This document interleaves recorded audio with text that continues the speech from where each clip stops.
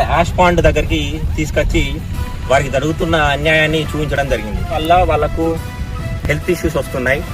అది కాకుండా వీళ్ళకు ఇచ్చిన హామీ ఏంటంటే ఎన్టీపీసీ ఈ ఎక్స్పాన్షన్లో ఏదైతే ఈ యాష్ పాండ్ నిర్మిస్తున్న యాష్ పాండ్ దగ్గరకు వస్తున్న పనులు ఏవైతే ఉన్నాయో, యాష్ పాండ్ దగ్గర జరగాల్సిన కూలి పనులే కావచ్చు, లేకపోతే స్ప్రింక్లర్ వర్క్లే కావచ్చు, కాంట్రాక్ట్లే కావచ్చు, అవన్నీ మీ గ్రామానికి సంబంధించిన వారికి, భూ నిర్వాసితులకు, మీ గ్రామ యువతకు ఇస్తామని చెప్పి హామీ ఇవ్వడం జరిగింది. టీపీసీ యాజమాన్యం కానీ, ఇక్కడ ఉన్న లోకల్ కాంగ్రెస్ నాయకులు కానీ, ముఖ్యంగా ఎమ్మెల్యే గారు మక్కన్ సింగ్ రాజ్ ఠాకూర్ కానీ ఎలాంటి దాని మీద స్పందించి వీళ్ళకు న్యాయం చేయకుండా వీళ్ళను గాలికి వదిలేసారు.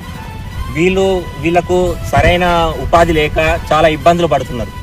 సో వెంటనే మేము జనసేన పార్టీ తరఫున ఏం కోరుకునేది ఏంటంటే, ఎలుకలపల్లి గ్రామంలో ఉన్న యువతకు ప్రతి ఒక్కరికి వారికి ఈ జరిగే కాంట్రాక్ట్ ఉద్యోగాలే కావచ్చు, లేకపోతే నెక్స్ట్ కొత్త ప్లాంట్ ఎక్స్పాన్షన్ జరుగుతుంది, ఆ ఎక్స్పాన్షన్లో అందరికీ లొకేషన్ జాబులు ఇవ్వాలి.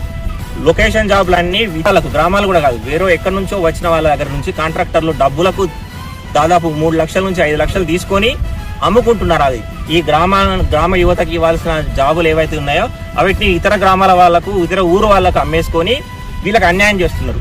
సో దీనిపైన వెంటనే అట్లాంటి కాంట్రాక్టుల పైన చర్యలు తీసుకొని ఇలాంటి యువతకు ఉపాధి హామీ వెంటనే కల్పించాలని జనసేన పార్టీ తరఫున కోరుకుంటున్నాం.